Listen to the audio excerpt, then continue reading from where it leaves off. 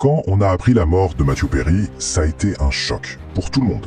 Mais au-delà de la tristesse, son histoire, elle révèle quelque chose de bien plus profond. Un système complexe et souvent corrompu qui nourrit l'addiction, surtout chez les célébrités. Aujourd'hui, on va plonger dans l'enquête pour comprendre comment on a pu en arriver là. Et cette phrase, c'est lui qui l'a dite. C'est presque prophétique. Ça fait froid dans le dos. Ça nous met tout de suite dans l'ambiance pour une histoire qu'on croyait tous connaître. Sauf que les détails de l'enquête, eux, ils racontent une toute autre version, bien plus sombre. 54 ans. C'est l'âge auquel on a retrouvé le corps de Matthew Perry, notre Chandler Bing de Friends. C'était une nouvelle que beaucoup redoutaient, c'est vrai, mais le choc a quand même été immense partout dans le monde. Le rapport du médecin légiste de Los Angeles, il est tombé. Et il était clair. Cause officielle du décès, les effets aigus de la kétamine. La noyade n'était qu'un facteur contributif. Et c'est là que tout bascule. Le niveau de kétamine dans son sang était énorme.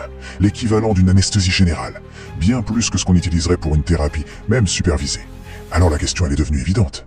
Mais d'où venait toute cette kétamine? Alors voilà.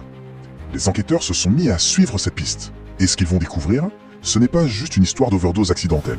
Non. C'est un véritable réseau, bien organisé, qui opérait en secret.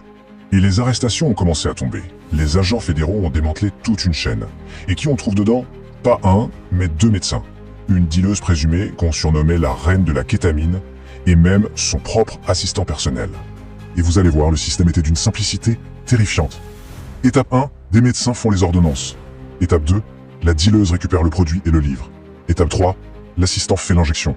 Et à la fin, Perry reçoit sa dose. Chaque personne dans cette chaîne avait son rôle. Un rôle crucial. Et là, on entre dans le détail qui glace le sang. Tout droit sorti des documents de l'enquête. L'assistant, Kenneth Iwamasa, a avoué.